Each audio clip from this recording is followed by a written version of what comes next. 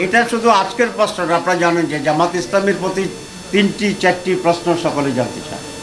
একটা হচ্ছে women position জামাত ইসলামীর, টেরোরিজমের ব্যাপারে জামাত ইসলামের স্ট্যান্ড কি, এবং মাইনরিটির ব্যাপারে জামাতকে ভূমিকা রাখবে। এই তিনটা করে কমন প্রশ্ন আমাদের জন্য, আজকাল সেই কমন প্রশ্ন হয়েছে।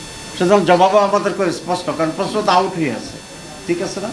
আমরা বলেছি নারীদের ব্যাপারে, পুরুষের ব্যাপারে, সকলের ব্যাপারে, যার যার অধিকারের ব্যাপারে জামাত অত্যন্ত সচেতন, দৃঢ় এবং প্রত্যেকে তার রাইটস ভূমিকা পালন করবে। তারা বলেছিল যে মহিলাদের রিফর্ম কমিটির কিছু রিপোর্ট বেরিয়েছে, সেখানে আমরা একটা বিষয় আপত্তি করেছি যে সেখানে যৌনকর্মীদেরকে লাইসেন্স দেওয়ার বান্ডেল থাকলে প্রতি সেনমানিতে টাকা বাঁচবে।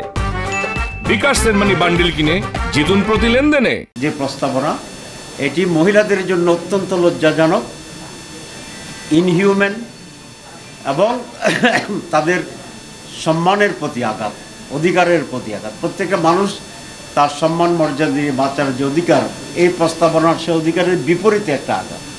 সুতরাং এটাকে আমরা কন্ডেম করেছি, এটা আমরা তাদেরকে বলেছি। বাট আদারওয়াইজ মহিলাদের যে ভূমিকা, এটাকে আমরা এনকারেজ করি। তারা বলছে রাজনীতিতে মহিলাদের অংশগ্রহণের ব্যাপারে আমাদের সমর্থন। আমরা বলছি এক্ষেত্রে আমরা খুবই উদার। আমাদের মহিলা পার্লামেন্ট মেম্বার ছিল, এখন আমাদের দলের 43% মহিলা সদস্য আছে, যেটা আর কোনো দলের ভিতরে নেই। তো আমরা এগুলো ক্লিয়ার করছি স্পষ্টভাবে। Thank you very much.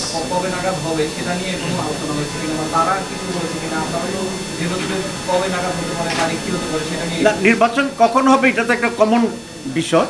আমরা বলেছি যে মাননীয় প্রধান উপদেষ্টা যে লাইন দিয়েছেন, টাইম লাইন নির্বাচনের ব্যাপারে, আমরা সেটাকে সমর্থন করি।